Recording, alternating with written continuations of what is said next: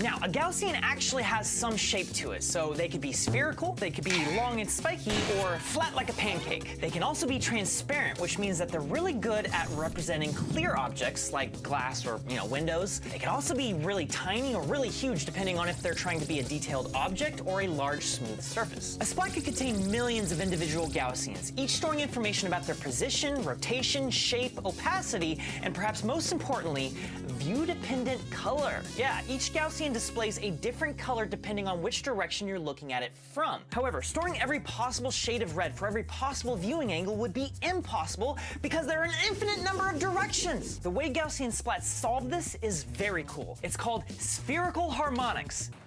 What did you just say? Spherical harmonics. What does that mean? This is the brilliant part I'm talking about. So instead of storing an infinite number of colors, each Gaussian actually stores a single base color. Then the spherical harmonics actually change that color depending on the viewing angle, just using a simple math formula. So it doesn't have to store all those colors, just the amount a color is pushed or pulled based on the direction. It's a brilliantly simple way to represent a huge range of colors with just a small set of numbers. This is what makes Gaussian splats so efficient. It's mathematical minimalism, baby!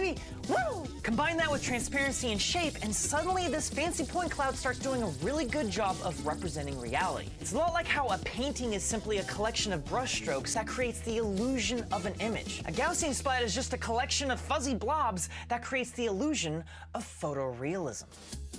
Okay, enough of the theory. I think it's time to actually get into making a Gaussian splat. So best practices for doing a scan is you want to have the crispest images possible. Crispest? Merry Crispus. Any amount of blur is your worst enemy. So that means locking your shutter speed to as high as you can get away with. 1/500, ideally 1/1000. You don't want any fluctuations in the lighting either. So that means locking your white balance, locking your ISO, locking your tint, perhaps even locking your focus. I'm using the Blackmagic Cinema app. I'm filming at 60 FPS to reduce rolling shutter, but I'm also in time-lapse mode, so it's actually saving every 10 frames. It's weird. It doesn't matter. It's not a video, it's a data set.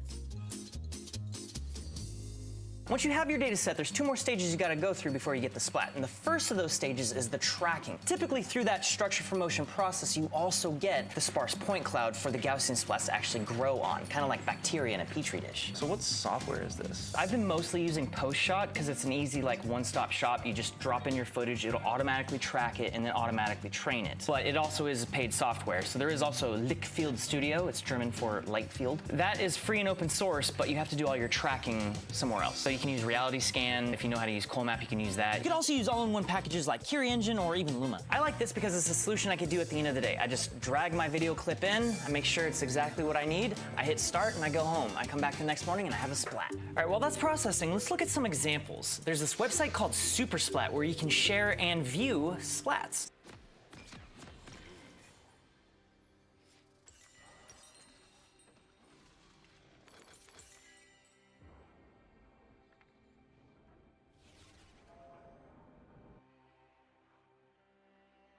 Welcome to Summoner's Rift.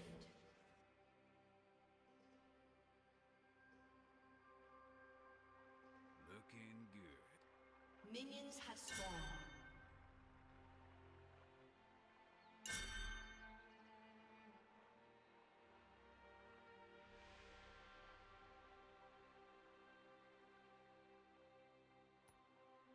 Don't mind if I do.